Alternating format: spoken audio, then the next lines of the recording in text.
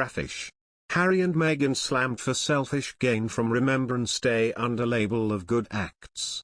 Meghan Markle and Prince Harry were accused of making last year's Remembrance Day tribute about themselves, as royal expert Russell Myers said they had a case to answer.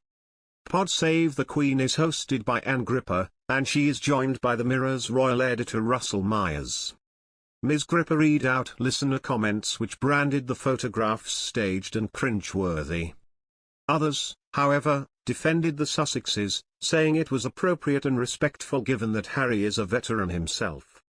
Mr. Myers said the sheer number of photographs had left him shocked and suggested that they could have just taken a picture of their backs, and another of the wreath they laid. He said, perhaps they shouldn't have been in the photos. If you just had their backs and another picture of the wreath they'd laid, I think that would have been appropriate. It's just, I think, the criticism labeled at them, saying that once again had been made about themselves is a case to answer, unfortunately. Because I was just shocked at the number of photographs that were then put out to the world's media. Former Good Morning Britain host Piers Morgan labelled the images a distasteful PR stunt at the time.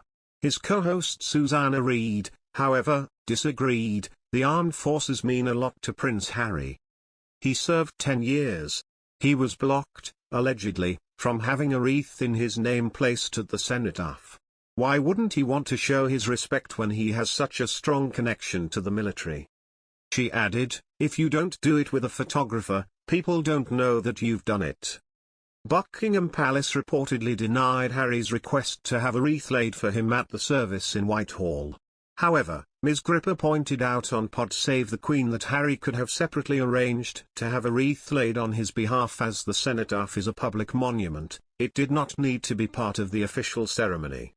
She said, the cenotaph is there, it's on a public road, after the official ceremonies happen, people can lay wreaths. She added, if he wanted to leave a wreath and pay a private respect, he could have done so, but it didn't need to be as part of that ceremony.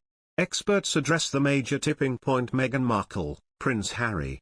An expert recently shed some light on the major tipping point Meghan Markle and Prince Harry at standing at the cusp of their title row. Royal editor of the Daily Mirror, Russell Myers made this candid revelation. While speaking to Lorraine he was quoted saying, I completely understand what she's saying. It's a difficult one, though, isn't it? It really is because they still are styling themselves as the Duke and Duchess of Sussex. They are. The issue was because she was reaching out to senators getting their phone numbers and then they were picking up the phone of an unknown number and she was introducing yourself as Meghan, the Duchess of Sussex. She also added, so I think that is the line or the setting a grey area a little bit. You can understand that. Listen, a really important campaign, making strides on it and I think that anyone should be supporting that move for paid parental leave. While coronavirus restrictions at the time would have made it difficult for Harry to attend, he could have asked someone to lay one for him in his absence.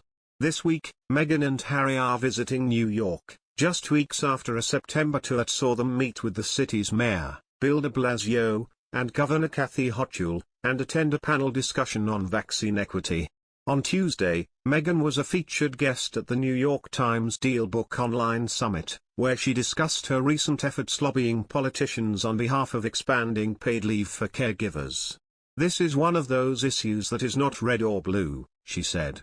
It sets us up for economic growth and success, but it also just allows people to have that very sacred time as a family.